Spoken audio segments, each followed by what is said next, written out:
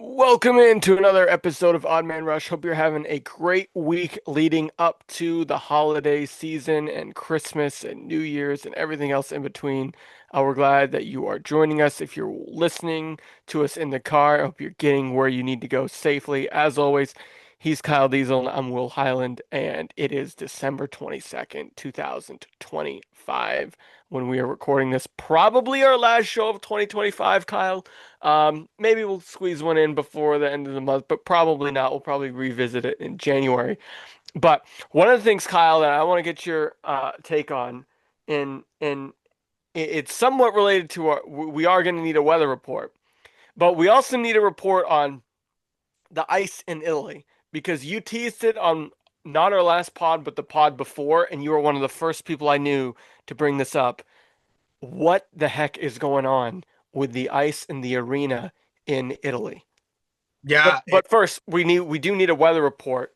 weather report. I have changed states. I have gone from Boston all the way back to Vermont here. I can say that there is snow here. Boston doesn't have enough snow yet, but there is a big winter storm coming throughout the week, so lots of snow our way. But it's cold. I will say it's bitter cold, but hopefully it's a little bit warmer up in Maine. Maybe a little bit more snow. No No. snow. We're coastal. We got wiped out over the weekend on Friday with a rainstorm that got rid of all of our snow. We had about 8 inches of snow, Mhm. roughly, all gone, turned everything into a puddle. Then the wind blew away that all that moisture. Now it's just dry and cold, and that was today and windy. But yeah, we're supposed to get more snow, so hopefully that all makes everyone happy with a white Christmas. But I think we need to also worry about the weather situation and the ice situation and the construction situation in Italy, because as I mentioned briefly there a few minutes ago, uh, there seems to be an issue. And Deputy Commissioner Bill Daley doesn't seem confident that it's going to be fixed. At least he's not projecting confidence. So, what's your make and what's your take of this whole arena situation in Milan Cortino? Yeah, I mean, there's a lot going on, a lot that seems to even shock the commissioner, as you talked about. For example, somehow in this contract they signed, the ice is going to be 3 to 4 feet shorter than the regulation of NHL ice. How do you not see that in the fine print? I'm just trying to get that, and then how do you not have the ice here going to be done until potentially 3 days before the competition? It may not even be done till competition starts, which is crazy. I'm not saying the players won't be able to adapt, but there's going to be a big difference. The reason why we want to see him play at the Olympics is because that ice is going to be much bigger, supposed to be much bigger. We want to see the Yes. guys play, and on a smaller ice, the puck doesn't move as well. Too congested. I feel like it's going to be a little bit more ugly if that's the case, but it's only going to be really those championship games there. But so I want to watch high quality hockey. And if players concerned, I get it. Smaller ice does impact the play style. You have to get a little more physical because you're so close to each other. So my concern is with the commissioner. If players aren't ready to go, we don't go. And what do we send over? I don't know if we send anyone over. I don't know if we just pull out. Well, the United States Olympic Committee Yeah. will send a team. USA Hockey will send a team because I think we have to play next time. Or to be, it's part, we might not have to play in 2030, but we have to keep up our standing with the IHH or IIHF, whatever it is. So the United States will send a team. Whether that team is in joint venture with the NHL remains to be seen. I think the NHL players not going would set the clock back a long time on getting this back up and running again because we remember 2022 they were all worried about COVID and the Omicron variant or whatever the heck was going on back then. And so they didn't go to Beijing and then they didn't go to South Korea and they haven't gone since Sochi. I am and then next time it's going to be in the French Alps. Now, I, I'm an American. I can just say the Italians haven't built anything well in 2,000 years, And the French, I'm not incredibly confident that that arena will look good in 4 years. Considering I read Diesel that the Italy situation, like they had the permit in 2019, they didn't start building until 2023, and it's not even completed yet, and they're not even doing a test run until January 9th, 10th, and 11th. Yeah. So That's when that's like 3 weeks from now. Like they still haven't they whereas in Vancouver, in Sochi, I mean the Sochi arena wasn't a great arena. People had complained about that. But like in Salt Lake, in Vancouver, in Torino, which is also in Italy, like they made it work with all these arenas. Obviously, they were playing at the Canucks arena in Vancouver, so it was an established correct. arena. But like this I worry that if this doesn't go well, it will set the clock back and we may never get NHL players in the Olympics until they're in Salt Lake. Because right then in 2034 or whenever that is, yeah, 2034, Yep. 8 years from now, they'll play obviously where the Mammoth play and it will be okay. But until then, if this doesn't go well, it's gonna sour taste. It's gonna put a sour taste in everybody's mouth.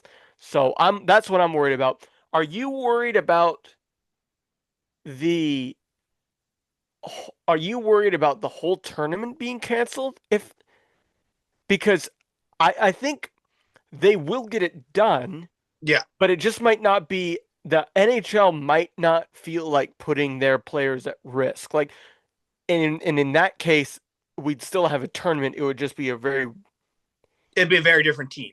so like yeah, is that your worry that you're not going to have NHL players, or as you pointed out earlier, are you worried that they're not going to have the tournament at all?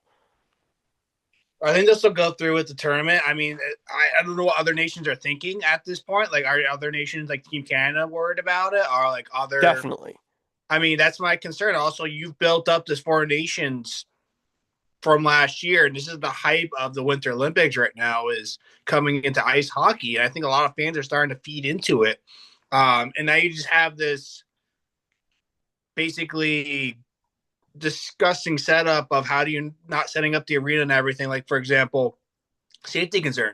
We don't know what thousands of fans, how much heat's going to be generated off them is going to potentially melt the ice 100% and affect the players. Like I totally chemistry.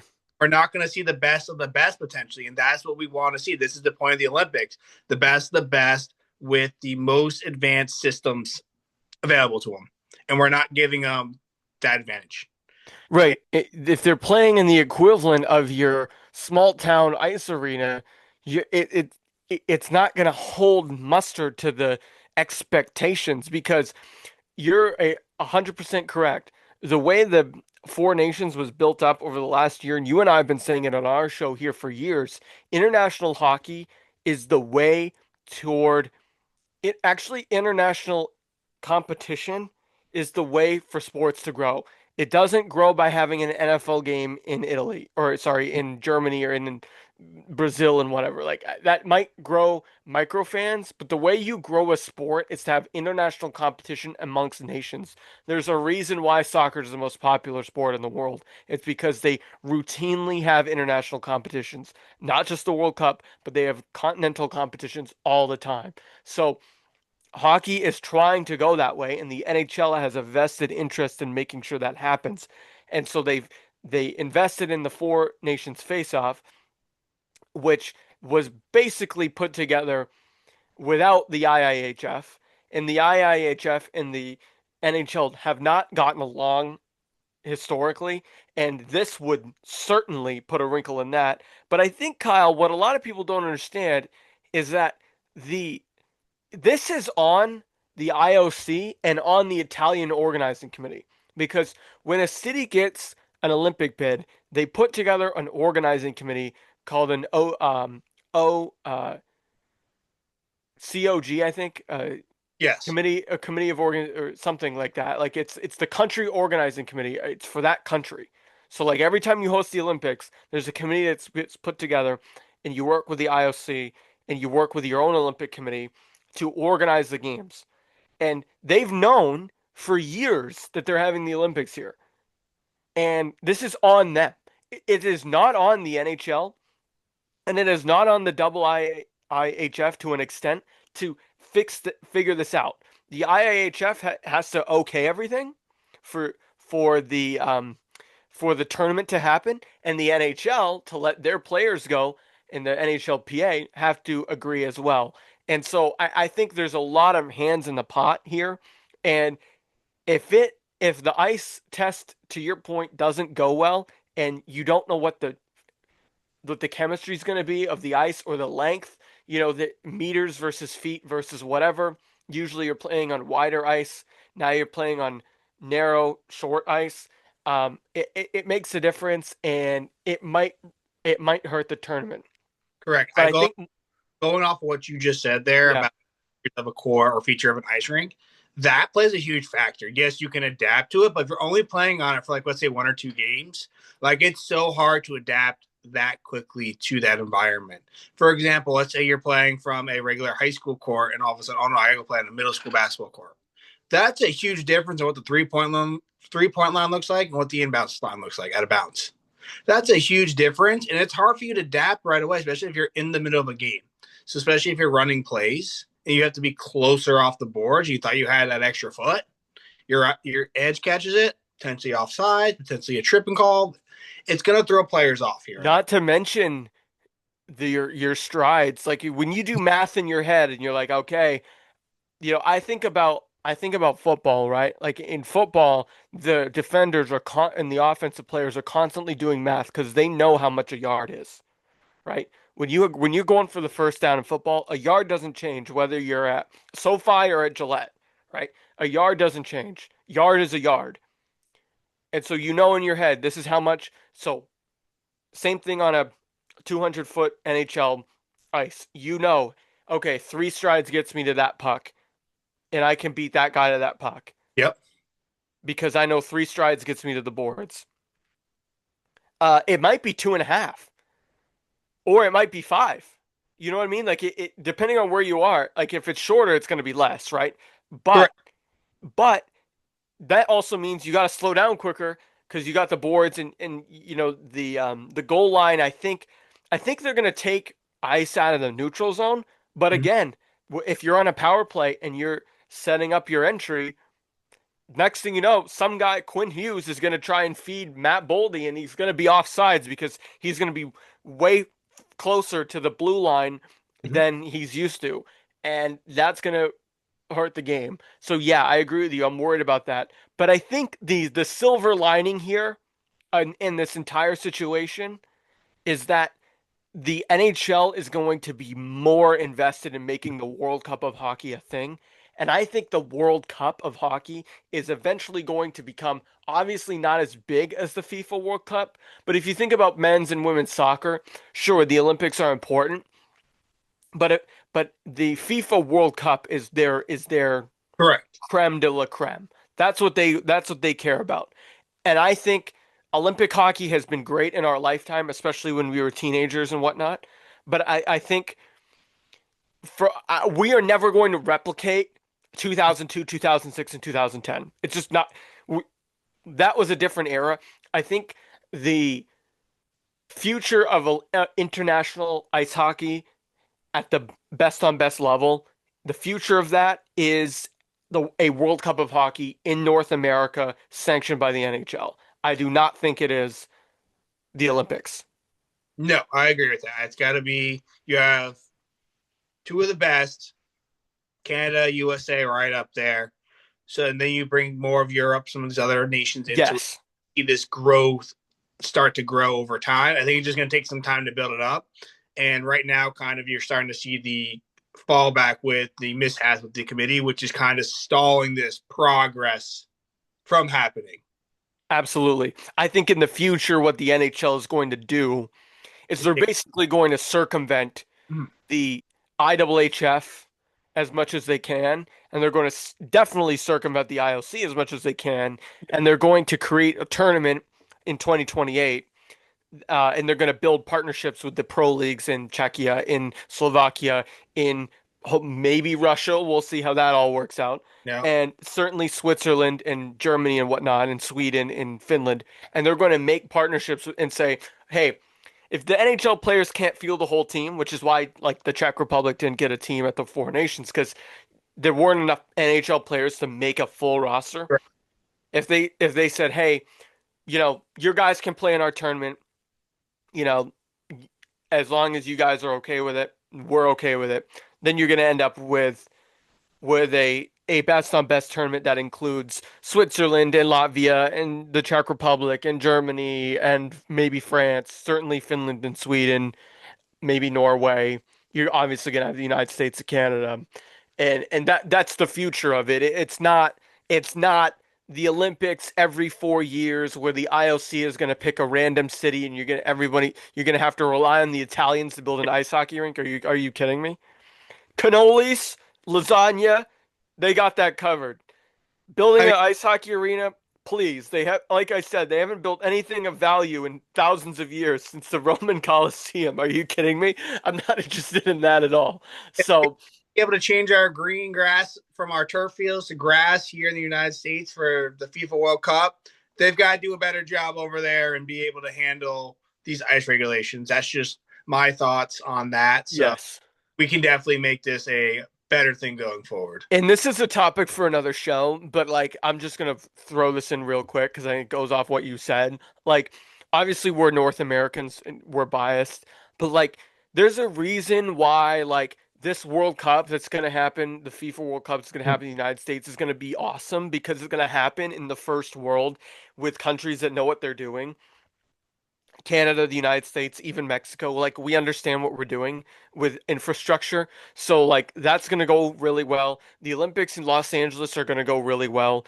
And the Olympics in Salt Lake in 8 years are going to go really well. And people are going to start to realize that, oh, maybe we should go less than 30 years in between Olympics in the United States because like the four nations face off, for example, like if they do a World Cup of hockey, it doesn't have to be in Boston and Montreal again. It could No. be in like Detroit and Toronto, or it could be in Vancouver and Seattle. It could be in like Ottawa and New York City. Like you could figure that out. It could be in Ottawa and Washington D.C. That would be pretty cool too. So like it could easily be organized, and I think International Olympic Committee people should just realize that you're not going to run into these problems when the United States is running the tournaments. Like it's just not going to happen. So anyway, hey, it's a trade-off though.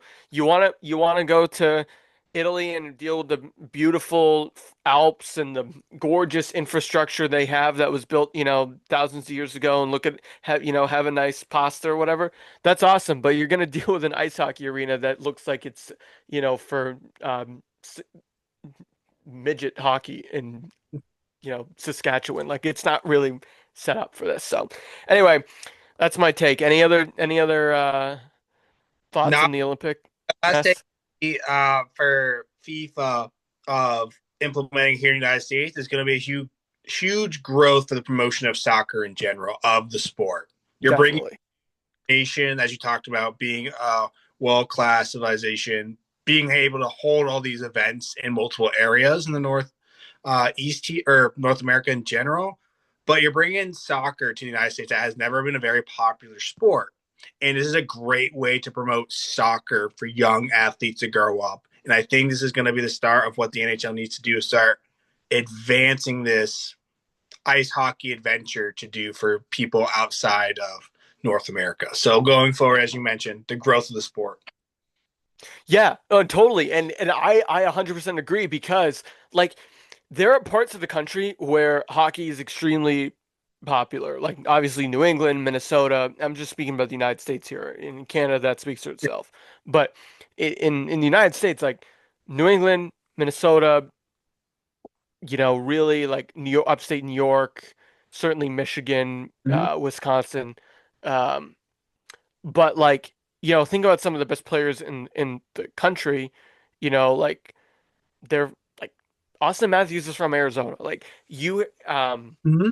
the Florida team has won the Stanley Cup like what, 4 out of the last 7 years or something. So Yeah.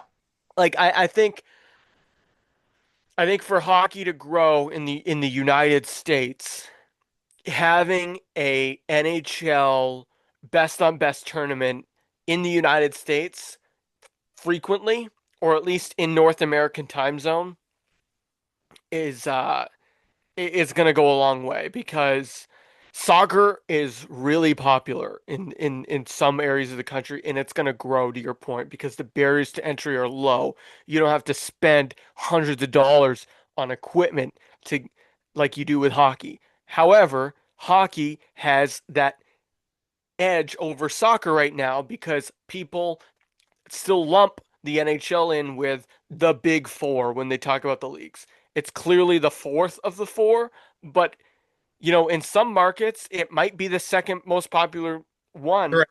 Like I think in Boston, for example, like I think I think it's probably third or fourth, but Yeah. like I'm thinking of another city that has four teams, like Detroit. I mean, I think it's probably second. Like I think it probably goes Lions, Red Wings, Pistons, Tigers, or something like that. Like I would say the Red Wings are the second most popular team in Detroit. And and uh and so I think that's a blueprint for the NHL. So hopefully they can figure that out. Speaking of figuring things out, Kyle, all right, the Vancouver Canucks finally figured out what they were going to do with Quinn Hughes. Quinn Hughes clearly did not want to be a Vancouver Canuck Mhm. for the rest of his career, despite being a captain there, having some early success with some playoff runs, I think about 2024. Um, but when push came to shove, he just wasn't going to be a member of the Canucks going forward, and the Vancouver Canucks doing what they had to do, right? Like we talked about it in the offseason. Quinn Hughes was the most tradable player on that roster, and 3 years in a row, they've traded a marquee player, Bo Horvat, then JT Miller, now Quinn Hughes. But I think the real question is, does Quinn Hughes stay in Minnesota? Because that deal with Minnesota was a great deal for both teams. I really do think Vancouver had to get something for Jack Hughes because he was not going to stay there. And I think getting Marco Rossi back, getting those two prospects in that first round pick might help Vancouver get out of this cycle of wickedness, right? When it comes to their uh their decision making. But I do think Minnesota is going all in, knowing that there's probably a slim chance that he stays past his year and a half. So that's my long introduction way of saying, Kyle, two-part question. One, are the Minnesota Wild a Stanley Cup contender with Quinn Hughes now? And two, what is Quinn Hughes' blueprint for the future despite being traded? Yeah. Answering part one, I think for the Wild, this is all in. They're putting all their pieces out there. I mean, what, they haven't lost a game since he's been traded.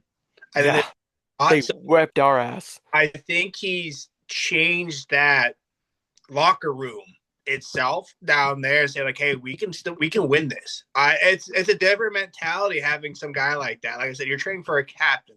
Here's the reason why the Vancouver Canucks put a C on his shirt. Um, Being there, they also found this young stud goaltender being a great backup here. So they're just finding the right piece at the right time. Am I saying this is a team that can compete in the West? Absolutely. This is a team that can go on and compete. They can compete potentially with the Dallas Stars and the Avs. Those are the three teams I would say would be kind of in control of their own destiny right now in the NHL. But going off that for Quinn Hughes to potentially stay there, I'm not quite sure. I know we talked about wanting to join his brothers.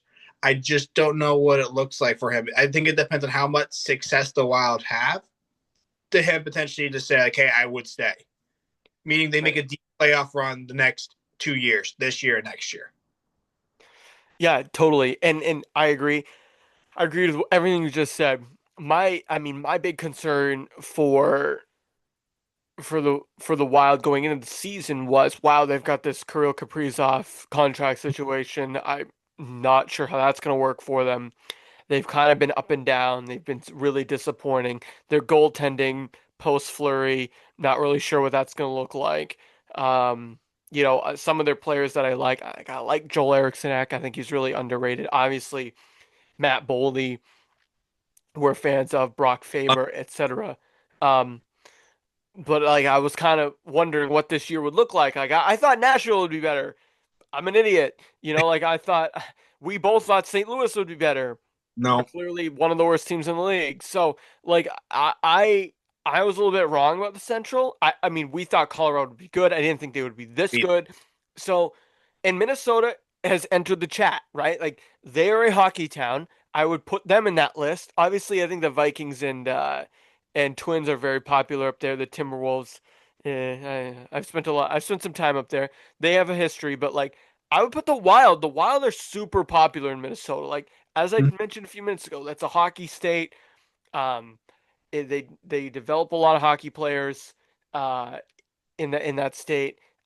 Quinn Hughes has an opportunity if he stays there. If they even if they make a West Final, even if they make a Stanley Cup Final and lose to like who knows? I don't think anybody in the East is winning the Stanley Cup this year outside of possibly the Hurricanes.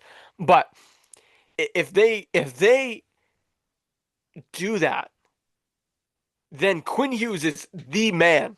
Quinn Hughes is the guy in a hockey market in a way that I'm not sure he was ever going to quite be that guy, right? Because when you're in a Canadian hockey market, look at what the Leafs fans did to Mitch Marner, Mm-hmm. right? Look at what the you know, I'm trying to think of it. I'm trying to think of another example. Well, other than the Canucks, like because what the Canucks have done to their entire fan base, like if you're not perfect, trade your ass. Like that's how they think in the Canadian hockey markets. And I think Minnesota is close to there, but if Quinn Hughes has any inkling of success or any shade of success there, he could be the man there and they could sign him to an 8-year deal and he could be just on his way to getting a bag. But to your point, that takes away the possibility that he could play with Jack and Luke in New Jersey. I don't know. You're the Devils expert. Like in a year and a half, does Quinn Hughes? Obviously, you can fit Quinn Hughes on your roster. You can do whatever you want to get rid of him, to get rid of somebody to make room for him. I mean, but like how does that work? Like, are you guys? I feel I would be worried that you guys turn into the Maple Leafs there. When you've got too many big contracts, you'd have all three Hugheses signed to 8, 7, 6, 7, 8 year deals, with paying them a lot of money. Not to mention, you'd probably want to pay Bratt or Mercer or uh, what's his name there, Nico again, if you had to. Like that, it's gonna cost a lot of money to keep that band together. Timo Meyer, etc. Um, so like, what is your appetite for Quinn Hughes in New Jersey in a year and a half? Let's assume the Devils don't win a cup in a year and a half, but they're still a Contender. meddling team. Like, is your appetite to pay whatever it takes to get Quinn Hughes on the Devils in the summer of 2027? If this success with the Wild continues the way it is, I would say yes, he would be that key difference maker. The reason why is I say that is the veterancy and the leadership he brings with him alone Yep. is more influential. To be honest, like for example, I'm looking at this Devils team. Palat, Dougie make about 13 point something million of the salary cap. Like it's a good amount of the salary cap they take up, the two of them. They're both older players. They're both going to be expired. Potentially cap space will open up. Doesn't mean Quinn Hughes is not going to solve our issue. I don't think he's the guy who solves everything for us because we look a mess. But as you see at the Wild, he's already making an instant impact. So maybe Yep. he is a guy who is, you just bring him in, he can reset a franchise. As I mentioned before, putting that C on his jersey, this could be something else if he comes over that way. Will Scott do it? I don't know. Scott's not afraid to spend money, as you mentioned before, but we have all these players that we have, and currently it's not paying off for us. Yeah. So I don't know. I mean, it's easy for Quinn Hughes to already join a decor that had Faber and Milton, who we both Oh, like. And correct. now he's like, just waltzing right in. But like, he plays with Luke. Okay, great. So you've got your top two. You've got Jack. I mean, I don't know what the cap situation is with everybody on the Devils roster, but They'll yeah, I carry. mean, you could certainly, like I said, you could make room for whoever you wanted, but that really does handcuff you a little bit. Correct. And I think about all those Maple Leaf teams that were like a move away, right? But they didn't have enough cap space to do that. So, I think about these Bruins teams that have sold out and then gotten so close. And so it's a risk that some fans like you apparently are going to have an appetite for, and I don't blame you. Like I would love Quinn Hughes on. I think 32 out of 32 teams, maybe Well, not Vancouver, wanted Quinn Hughes, right? It's just a matter of well, can we make it happen? Is it realistic? And so and what my guess, my guess is he'll be eligible for an extension with the Wild next year, starting on July 1 of next year. Within your last year, you can make an extension. He'll be eligible for one. I would not be surprised if he signs one? if he signs one with the Wild. Like I said, it will just depend on what their success is this year and next year to see if that extension is signed. Because I think eventually Luke Hughes will be on a Four Nations team, right? Jack and Quinn could have played together at the Four Nations last year. And so I think the him wanting to play with his brothers thing is a little bit overrated. Yeah, I do. I think it's slightly overrated. Um, I think at this point, like you said, if he fits in well in Minnesota and you could be the guy on a team that cares, like the Minnesota Wild are always going to care. They're always going to try. They might overspend. Like they had to buy out what was his name, Zach Parise, right? They had to buy him out. They had to buy out um, Sutter back in the day. Um, and sometimes that happens, but they're always going to try. And not every team can say that. So, all right. Speaking of trying or not trying, the Penguins also congratulations to Sidney Crosby being the franchise leading scorer. Anytime you're mentioned in a sentence with Mario Lemieux, it's a good company to keep. So Sidney Crosby, clearly the best player of our lifetime so far, most decorated player, um, most impactful player in the league in the history of the league in our lifetime. Um, so congrats to him. But the Penguins are trying to stay relevant, trying to make some moves. They got out of their Tristan Jarry contract, dealt him to Edmonton, and then got Skinner back. What's your take on the Stuart Skinner Tristan Jarry goalie swap? I mean, it's just trading goalie for goalie really with an extra player here and there. I mean, it's to make a change because Oilers have had enough of what they've had, the same success.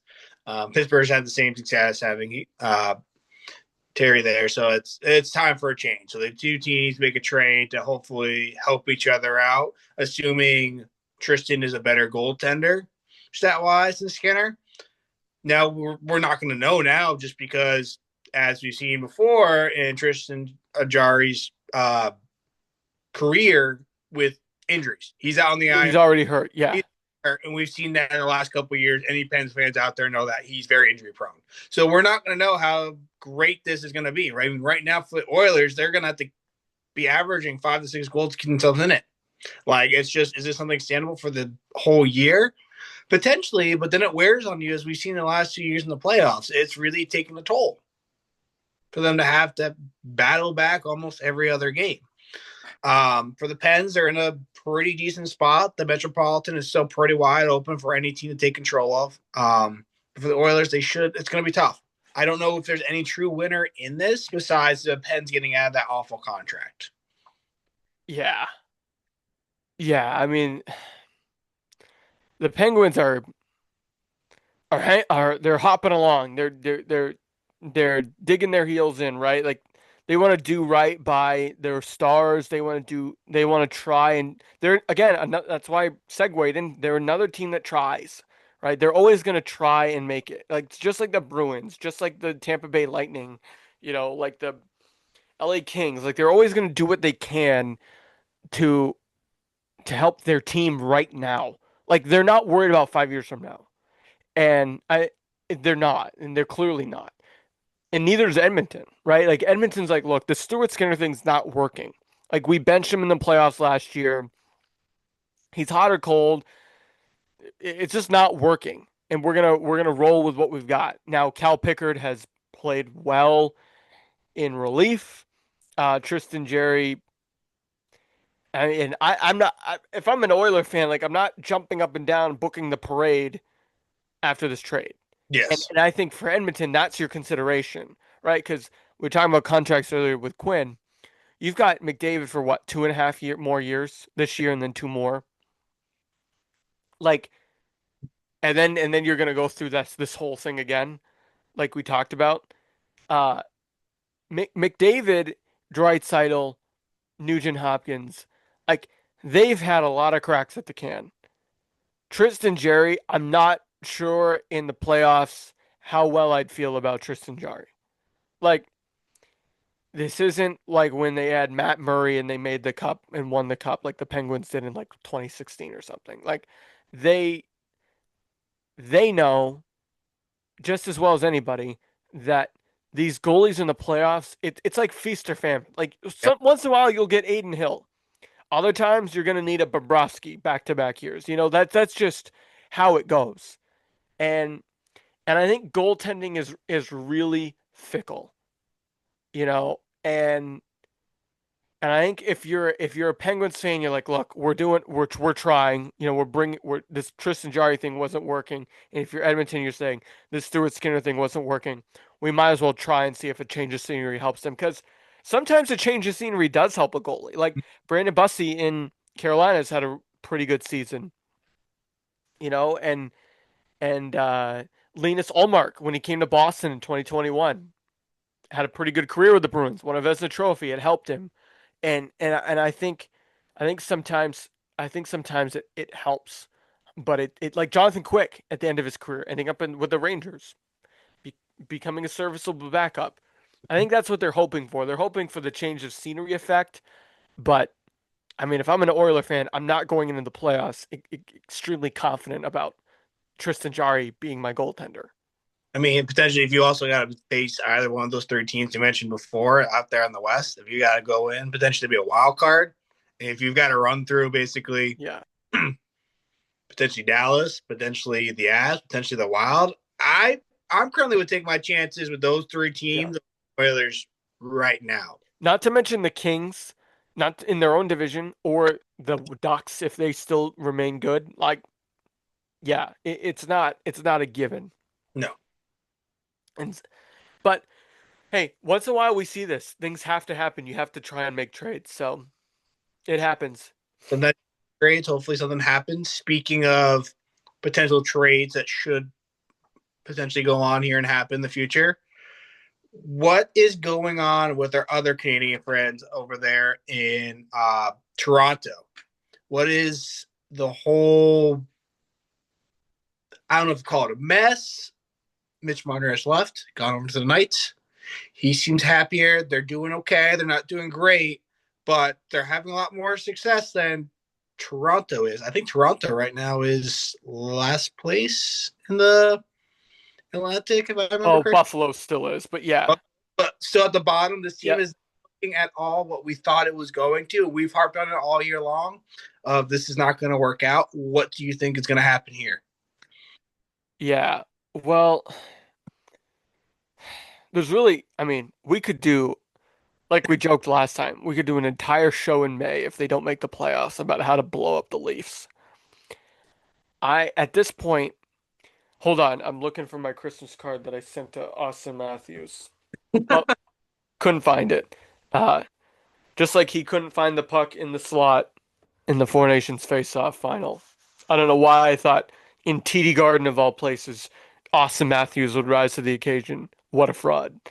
Anyway, um, you don't have many options, man. Like their big trump card was, you know what, Mitch is the problem.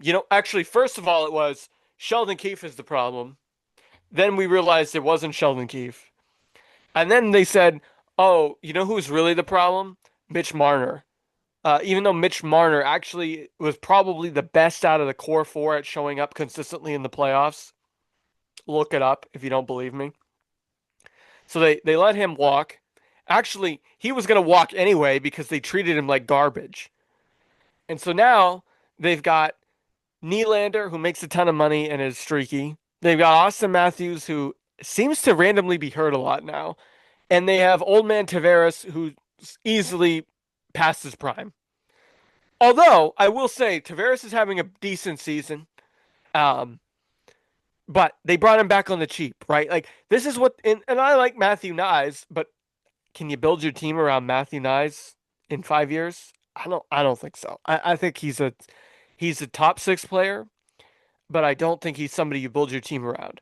I think you're supposed to be building your team around Nylander and Matthews, but they turn into Casper the Friendly Ghost every spring, right around Easter, and we all know that. So this is a long way of answering your question. I don't think there's an option. Like you could go nuclear and you could Well, trade Austin Matthews to you know, name a team that cares, that needs to build, like, that has a lot of cap space.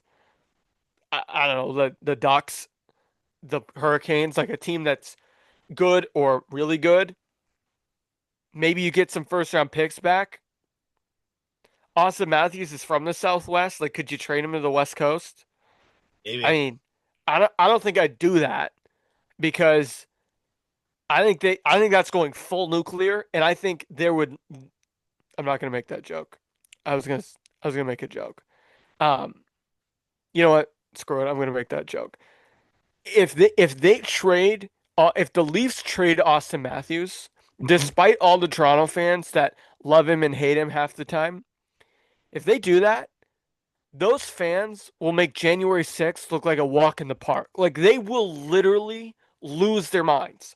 Like they will they will be irate if they blow up this team because the Maple Leaf fans have been in denial for years. Like they think they're only next year will be different. Next year's will be different. Next year will be different. We got to keep the core four together. It's over, man. Like it. I mean, they might make the playoffs, but I have, and I wish Joseph Wall was at a better spot because I really like that player, but man, they are bad. They're going to be bad forever unless they pull the plug on grandma. Like they got to do it. But I mean, uh, what do you think? Like, do they go nuclear? Like who are they trading? Like, who are you trading? I mean, we just saw Vancouver go nuclear. I think it's time for the Leafs to do the same. This team does not look like they care. They look like lost puppies. Like or chickens without their heads. Like literally, they're running around clueless out there. I don't know what is going on. Like as we talked about before, we've talked about. I still agree. I don't think Austin Matthews is a true captain. I do not think he deserves to be Team USA's captain. He does not deserve it. He's not showing it this year still. Like this guy we keep talking about just isn't providing, isn't showing up when the clutch time is needed. And this team needs to be disbanded. Otherwise, Toronto will have chaos. It might turn into what happened when Philly won the Super Bowl. They had to grease their poles and everything because Yeah, of all the like I said, I mean, or Vancouver in 2011 when they lost. Um, dude, like this I agree with you, and I'm looking. I pulled up their cap because, like, they don't have any. yeah, well, they have 4 million in space right now. That's nothing. They're projected their current cap space is 4 million. They're projected to have next year. Who are they losing this year? They're losing nobody that makes a difference. Scott Lofton, Cale Yarncroc, and Bobby McCann. So nobody that's going to really allow them a lot of flexibility that I I see. I don't think there's a trade right now that's going to make this Maple Leafs team better. Period. Right. That's what I was trying to like look at when I pulled up There's I don't think. roster, I was like, who can you trade other than those big names, those four guys that we mentioned? Like, can you trade Max Domi with 2 years left? No, I don't think so. I don't think that's a smart thing to do. Can you trade who? Well, Morgan Riley and his ridiculous contract, like a most overrated 31-year-old left shot D in the league? Like, you trading Christopher Tanev, who's on LTIR? Like, no. You trading Brandon Carlo? Maybe, but he's hurt right now. mhm. I mean, like, who are you trading? Like, Well, not just trading. Who do you even bring in to fix this team? well, who's tradable around the league? I mean, I don't think there's a ton of teams that are. I think I think all the big expiring UFAs were all signed, like McDavid and Eichel and like Yep. and Kaprizov. They all got contracts. And who's the guy there, the center for the. Where'd you go here? I know we're talking about you, but you need to leave us hanging here. Oh, did I disappear? You did disappear. Now Oh, there he's back. Oh my gosh. you know what? I don't know what happened there, but I think we were talking about Austin Matthews, and I just poof, it disappeared. But no, I have no idea who they can get, like, to use what to your point, what you said. There's nobody that they can just go out and grab that's going to fix any of these issues. Like, No, I Austin Matthews has 2 years left after this year at 13.25. If you don't make the playoffs, you could find a trading partner to take 2 years of Austin Matthews at 13.25. I think this team's got to start looking to the future because they've been talking about this same core four as we mentioned for how many years, and they haven't done absolute garbage. So I think it's time. If I'm a Toronto fan, swallow your pride. You've got to look for the future now. You've got to look forward to getting picks in return for these guys, whether it's Nylander being traded, Matthews being traded. I don't think they can trade Nylander. That's too many What? years. Basically, the What? most tradable player at the end of this year is Travar, is gonna be Matthews. It's gonna be Matthews. where do you think he goes? If he gets traded, where do you think he goes? If he gets traded, he goes certainly to the West, and not to a Canadian team. You think the Ducks? Probably the Ducks. Yeah. I said, okay, that'd be good. That'd be a good spot for him. I could see him potentially. I don't know. Maybe, Sharks. maybe the Sharks. That's what I was thinking. I Maybe, mean, the Ducks and the Sharks are going to be pretty damn good in a few in like and I know most of the time everyone overhypes all these young kids, but those young kids on those teams are they're. actually good. But think about it. Both the Sharks and the Ducks can make the playoffs this year. Yeah. Yeah, certainly. And to piggyback on that, the Ducks have the most cap space and of any team,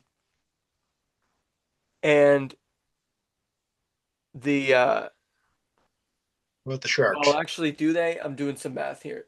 I think the Blackhawks might have more. Uh, I wouldn't want to go to Chicago though. I don't know what's going on there. yeah. I mean, Utah has some space. I mean, basically, he'd go to a Western team, and he'd go to an American Western team. So, I mean, that your options are low. Mhm. Um, yeah. So I'm with you. If they don't make the playoffs, they've got to blow it up. They've got to blow it up and start a rebuild because you could get a haul. I mean, the Bruins fleeced them. We fleeced them.